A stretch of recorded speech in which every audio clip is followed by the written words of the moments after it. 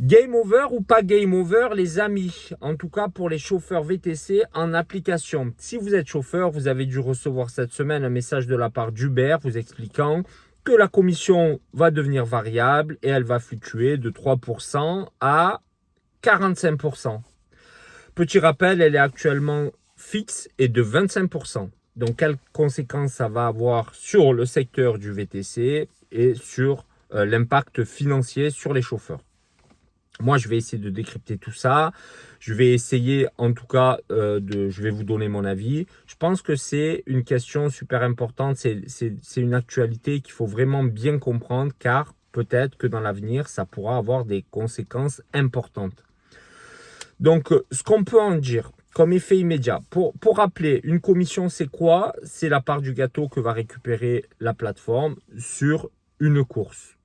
Donc, par exemple, sur une course à 125 euros, il y a 25 euros qui va pour l'application, pour la plateforme, et 100 euros pour le chauffeur. Donc là, ça ne va plus être 25% fixe, ça va varier de 3 à 45%. Donc, on va imaginer dans le cas où ces courses de 45%, elles se multiplient, ou elles deviennent la norme. Pour l'instant, on ne sait pas. On ne sait pas, on verra. Nous, on essaie d'interpréter. On verra dans 6 mois, plutôt, j'ai envie de dire dans un an, qu'est-ce qui va se passer vraiment. Mais pour l'instant, on va dire, dans le cas de figure où elle se multiplie à 45%, ben moi, je vous dis, ça va être très compliqué pour le statut d'auto-entrepreneur dans le VTC. Pourquoi le statut d'auto-entrepreneur, ça va devenir compliqué? On ne va pas revenir, c'est quoi les différences entre auto-entrepreneur et société. Vous avez des vidéos qui traitent de ce sujet sur ma chaîne. On va aller là dans cette vidéo droit au but. En gros, quand vous êtes auto-entrepreneur, vous payez les charges sociales sur le chiffre d'affaires. Et là, vous avez compris où je veux en venir. Si le client, lui, paye 30 euros et vous récupérez en net un peu plus de 15 euros, vous allez devoir payer vos charges sociales sur ce que le client a payé, sur le montant brut. Eh oui, c'est bizarre, c'est pas logique, mais c'est comme ça. Ça a été débattu maintes et maintes fois. Des chauffeurs, ils veulent déclarer le net, mais aujourd'hui, l'administration fiscale veut que vous déclariez le montant brut. Donc, vous avez compris, d'autant plus que, on va pas là aussi rentrer dans les détails, sur la commission, il y a une TVA qui est de 20% auto-liquidée. Et bien évidemment, si vous augmentez la commission, vous augmentez la TVA de cette commission. Donc, on va dire que pour moi, si ces courses de 45% avec ces coms de 45% se répètent, ça va devenir très compliqué le statut d'auto-entrepreneur dans le VTC. Dans quel cas de figure ils vont baisser la commission et ils vont appliquer des coms de 3%? On peut un petit peu réfléchir à ça. Moi, je pense dans le cas, par exemple, où le chauffeur se trouve loin du client. Cas de figure, le client essaye de trouver le chauffeur, ça sonne, il ne trouve personne. Il y a un chauffeur, mais il est loin.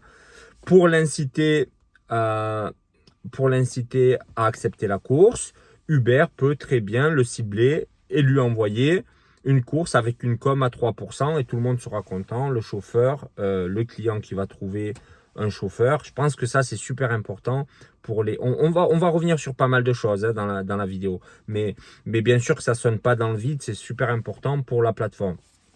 Donc, là, c'est un cas de figure où ça va être favorable au chauffeur. Moi, je vous le dis de suite. Pour moi, en tout cas, encore une fois, c'est mon avis, c'est ma chaîne. Ça sera minoritaire. Voilà, on ne va pas se le cacher. Peut-être que des fois, ça leur permettra de sortir d'une problématique comme là, en l'occurrence, comme je viens de vous le dire. Ou peut-être ça... Regardez un autre cas de figure. On va dire... remercier les chauffeurs qui sont passés en voiture électrique ou pour plutôt les inciter, j'ai envie de dire, plutôt les inciter à passer en voiture électrique, ils peuvent dire le mois prochain, au lieu de 25%, on fera une com de 20% sur la gamme green. Voilà un autre exemple. Mais ça sera minoritaire. C'est une entreprise privée qui est là pour faire de l'argent. Et le but de pouvoir faire une com variable, pour moi, ça sera dans la majorité des cas, d'avoir une com haute, supérieure à 25%. Donc des coms de 30, 35, 45%.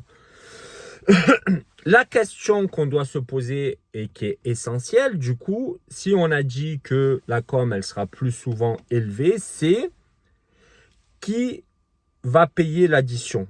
Il y a deux possibilités de cette com élevée, le chauffeur ou le client. Et j'ai envie de dire, la réponse, elle est vite vue. Quand on regarde ce qui s'est passé, l'histoire et le passé entre les applications, les clients, les chauffeurs, les applications ont souvent priorisé leurs clients. Voilà, ça c'est comme ça, c'est du factuel. On s'est rendu compte qu'ils priorisaient le client. Donc je ne vois pas pourquoi ça changerait. Bien sûr, alors il y a des collègues qui m'ont dit, mais t'inquiète pas, à partir du moment où nous on s'y retrouve, si eux c'est le client qui paye plus cher, nous c'est pas grave. Un peu dans le même ordre d'idée que pour les courses privées, vous savez, il y a des donneurs d'ordre qui eux vendent leurs courses très cher. Et même si vous, au final, la course pour vous, elle est plus intéressante que sur application, eux, ils se font une com énorme et les gens, ils disent, bon, écoute, il se fait une com énorme, mais tant que moi, je m'y retrouve, tant mieux. Sauf que là, le problème, alors oui, dans quel cas de figure j'y crois un petit peu, comme je vous l'ai dit, ça va revenir aussi dans cette vidéo, c'est super important. Ils ont des données, ils ont des profils sur les chauffeurs, mais sur les clients. Alors, vous appelez ça données, vous appelez ça algorithme, vous appelez ça ce que vous voulez, mais intelligence artificielle. Mais aujourd'hui, ils peuvent dire, bon, il y a un client qui est il est minuit, le client, il est à Saint-Tropez. C'est un secteur où il y a de l'argent, c'est même peut-être un client qui a de l'argent. Ça va loin, hein, en tout cas, ils peuvent peut-être le penser et ils se disent, bon, on jackpot, on va mettre une com à 45% et cette fois-ci, c'est le client qui va payer parce qu'il peut se le permettre. Voilà, c'est une idée, hein, c'est une idée, hein. Moi, je dis peut-être, on verra. Mais il faut savoir que le problème de faire payer la com au client, c'est que le client, s'il paye trop cher, il ira voir ailleurs. Et ça, c'est une des hantises des plateformes. C'est la concurrence. Aujourd'hui, il y a plein d'applications, Bolt, Le Cab, il y a aussi les applications avec des réservations. Donc, ils ne peuvent pas se permettre de faire payer les courses trop chères aux clients. Sinon, le client, il va aller voir ailleurs. Donc ça, voilà. Mais vous allez me dire, ils ne peuvent pas non plus se faire permettre de faire payer trop souvent l'addition au chauffeur parce que le chauffeur aussi, il va aller voir ailleurs. Ok, c'est vrai, ça aussi, ça existe. Sauf que pour moi, regardez un cas de figure où je vais vous expliquer. Par exemple, si un chauffeur a gagné 40-45 euros de l'heure sur application pendant 2 heures, pourquoi pas le cibler et pendant la 3e heure ou la 4e heure, lui envoyer des courses, lui dire entre guillemets, pour vous simplifier, hein, t'as bien gagné, tu t'es gavé pendant 2 heures, la 3e heure, nous on va récupérer un peu d'argent, tu as eu des bonnes courses, et la 3e heure, tu auras des courses qui auront des commissions plus hautes. Pourquoi pas? Ils ont les données, encore une fois, ils ont tout ce qu'il faut pour pouvoir cibler ce genre de chauffeurs et de courses. Mais moi, je vois quoi? Alors, moi, je pense du coup, vous l'avez bien compris, que ce sera le chauffeur qui va le plus souvent payer l'addition. Et dans quel cas de figure? En tout cas, c'est à surveiller. Il faudra être vigilant sur ce cas de figure-là. Pour moi, ils vont cibler un certain profil de chauffeurs qui acceptent une majorité de courses. Un chauffeur qui dit un petit peu oui à tout. Donc, sur quelles courses ils peuvent cibler ce genre de chauffeur-là? Déjà, difficilement sur les courses longues parce que c'est souvent déjà le cas, c'est des courses à 1 euro le kilomètre, ils n'ont pas le droit de descendre en dessous. Donc, ça sera peut-être sur des courses de 10 euros 10 km, 11 euros 11 km. On verra si c'est le cas plus tard. On verra sur quelles courses ils ont dispatché, quelles courses ont bénéficié des fois de com de 3% et quelles courses, au contraire, ont eu une com de 45%. Et on verra si cette com-là, quand elle sera de 45%, elle sera affichée sur la course. On va être vigilant. Moi, j'y crois pas, hein, je vous le dis. Il faudra aller chercher dans la facture pour s'en apercevoir, mais j'y crois pas. J'espère me tromper. J'espère que ça figurera en gros 45% de com, parce que vous avez compris que par exemple pour les auto-entrepreneurs, ça peut avoir une grosse incidence. Mais du coup, en ciblant ces chauffeurs-là et sur des courses, est-ce que les courses de 10 euros, 10 km, elles vont devenir la norme? On verra. C'est possible. En tout cas, pour moi, c'est une éventualité. Il faut rester vigilant. On va surveiller ça sur ce profil. Et si vous suivez un peu là ce que je suis en train de dire, vous allez dire, ouais, mais finalement, qui accepte ce genre de course-là? Parce que ça reste un des problèmes du VTC, du coup, cette problématique de accepter des courses non rentables. Et parce que si jamais tous les chauffeurs ne les acceptent pas, ces courses non rentables, elles vont revenir, elles vont sonner et elles vont sonner plus cher. Parce que je vous l'ai dit, c'est une des hantises des plateformes, c'est que les courses ne trouvent pas preneur. Mais malheureusement, c'est comme ça. Force est de constater qu'elles trouvent preneur. Donc, elles trouvent preneur à cause de quoi? Forcément à cause du nombre de chauffeurs. C'est une de leurs forces, mais moi, je pense aussi à cause de une malformation des chauffeurs. C'est-à-dire, ils sont mal formés. Et vous allez voir que les deux, c'est lié. Et d'une pierre deux coups, on pourrait arranger pas mal de choses avec une meilleure formation des chauffeurs. Parce que le gars qui comprend rien en comptabilité, en rentabilité, en optimisation, il ne sait même pas c'est quoi les coûts d'entretien, des coûts sur une voiture. Il est peut-être prêt à accepter tout et n'importe quoi. Là, on cherche, on est rentré un peu plus loin dans le sujet. Vous avez vu, on essaie de réfléchir, d'aller un petit peu plus loin. Hein. Mais c'est intéressant, je pense. Et ce gars-là qui accepte tout et n'importe quoi, moi, je pense, avec le recul que j'ai de YouTube, ça fait peut-être 2 ans maintenant, plus de 2 ans que j'écoute des collègues, je reçois des messages. Si vous voyez des fois ce qu'on m'envoie, des gens qui ont réussi l'examen, qui ont réussi, qui ont leur carte, des trucs le B à bas, quoi, de rentabilité, ils ont certains, hein, il y en a qui sont intelligents, ils cherchent, ils se renseignent, mais est-ce que c'est normal de parfaire, de finir sa finition sur YouTube? C'est pas le rôle de YouTube. Tant mieux si on peut, pour ceux qui ont vraiment envie, soif de connaissances, ils vont aller au-delà de ça. Mais normalement, moi en tout cas, c'est mon avis et j'ouvre un débat ou en tout cas une réflexion sur ce sujet-là. Je pense qu'une formation de chauffeur complet, on aurait tous intérêt à faire des formations de 200-300 heures. Ça limiterait le nombre de chauffeurs et en tout cas, ça sera surtout celui qui a envie de ce métier. Parce que moi, le problème du numerus clausus, c'est déjà, j'ai du mal avec, j'ai entendu des chauffeurs, ça fait 1 mois qu'ils sont dans le métier, ils disent, ah c'est bon, maintenant on arrête, on ferme la porte. Ah, mais toi, tu es rentré il y a 1 mois, maintenant tu veux la fermer. Bon, ok. Mais surtout, j'ai envie de vous dire, il y a des gens qui sont dehors, qui ne sont pas dans le métier, ils viennent avec plein de motivation, alors qu'il y en a qui profitent du système, qui on va dire, ils font une mauvaise réputation au métier de par leur façon de travailler, de par leur malformation justement. Moi, je les échangerais bien, ces gens-là, je vous dis la vérité. Mais le coût de faire une formation, cette idée-là de formation de 300 heures ou de 200, peu importe, mais c'est pas possible. Aujourd'hui, c'est 5 jours à 8 heures, 40 heures de formation. On connaît quoi? On connaît rien. Et du coup, on accepte, on peut en arriver à, dès que ça sonne, on voit le montant, on accepte. Ouais. Et la question que j'avais envie de vous poser, du coup, sur cette malformation, ces formations à 20 euros ou à 40 heures de formation, à qui profite le crime? Voilà, vous réfléchissez, vous comprenez les choses. En tout cas, pas aux chauffeurs qui jouent le jeu. Et de la même manière, bien sûr, on est obligé dans ce système de ces courses low cost par qui elles sont acceptées. Il y a cette problématique de ce système de rattachement. Donc, le rattachement, c'est quoi? C'est des rattacheurs, des gens qui ne payent pas leurs charges sociales sur les courses, avec un système de rattacheurs sans rentrer dans les détails. Et moi, je ne suis pas là pour lancer les pierres aux collègues, pourquoi ils sont partis dans là. Chacun a ses problèmes dans sa vie, chacun a... Mais je suis obligé de dénoncer un petit peu ce système-là parce que moi, je dis que comment résoudre un problème si le problème, déjà, on en fait partie. Je veux dire, c'est compliqué. Donc oui, le nombre de chauffeurs, la malformation, mais il y a ce système de rattachement. En plus que le rattacheur, il vous donne une voiture avec kilométrage illimité, parce que c'est souvent là où il gagne de l'argent, hein, sur la location de la voiture.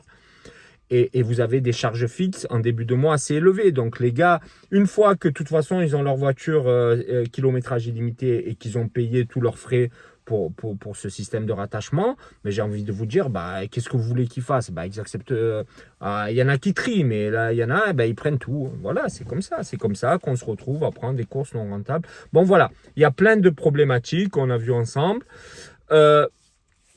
Et du coup, pour conclure, moi, je suis quand même assez pessimiste sur le moyen long terme, sur le prix des courses sur les plateformes. Et cette histoire de commission variable, je ne la sens pas trop. Vous avez compris pourquoi, je l'ai détaillé. Qu'est-ce qu'on peut faire? Parce que moi, j'aime bien finir sur des notes positives.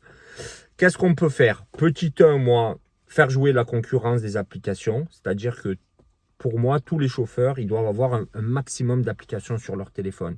Et je pense que c'est contre-productif d'appeler à boycotter une application. Ou en tout cas, oui, boycottons l'application si elle ne joue pas le jeu, mais si elle revient à la raison, il faut refaire jouer la concurrence.